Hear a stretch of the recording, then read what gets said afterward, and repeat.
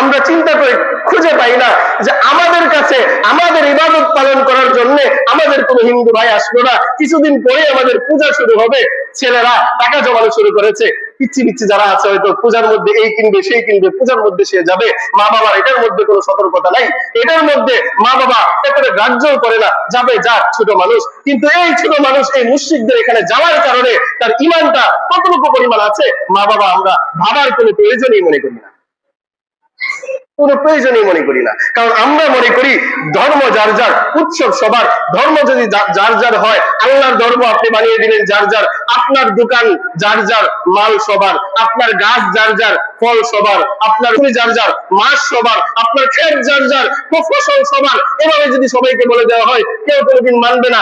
আমার ফসল, আমার ক্ষেতের ফসল আমি অন্য কাউকে কেন দিব, আমার গাছের ফল আমি অন্য কাউকে কেন দিব, আমার পুষ্করিণীর মাছ আমি কেন আরেকজনকে দিব। আপনারটা যদি আপনি না দিতে পারেন, আল্লাহর ধর্ম আল্লাহ বলে দিয়েছেন ওয়ামান ইয়াবতাগি গায়রাল ইসলামি দীনান ফালান ইউকবালা মিনহু, ইসলাম ছাড়া আর যত ধর্ম আছে, ইসলাম ছাড়া আর বাতিল যত ধর্ম আছে, আমার আল্লাহর কাছে সবগুলো ধর্ম প্রত্যাখ্যাত, আমি আল্লাহর কাছে বাকি কোন ধর্মই কবুল হবে না। আমার আল্লাহ যেখানে কবুল হবে না বলে দিয়েছেন, আমি আপনি সেটাকে পালন করার জন্য উন্মুখ হয়ে আছি, আমি আপনি সেখানে যাওয়ার জন্য উন্মাদের মতো আচরণ করি, আমি আপনি রাত্রে পালিয়ে পালিয়ে ওখানে চলে যাই, এটা কোনো মুসলমানদের আচরণ হতে পারে?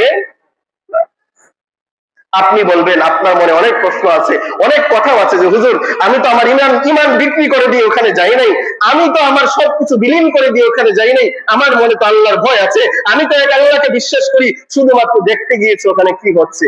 কেন আপনি দেখতে যাবেন? সামাজিক ভাবেও তো আপনার এখানে তো তারা কোনোদিন আসেনি, আপনি কেন যে জিনিসগুলোকে হারাম বলে আখ্যায়িত করেছেন, ইমান বিধ্বংসী বলে আখ্যায়িত করেছেন, সেই বিষয়গুলোর কাছে যাওয়ার কোনো দরকার আমাদের আছে? আমরা আজকে হাত তুলে দেখাই, যেই দিক দিয়ে পূজা হোক, যত বড় অনুষ্ঠানে হোক না কেন, আমরা কেউ যাব না, হাত তুলে দেখাই।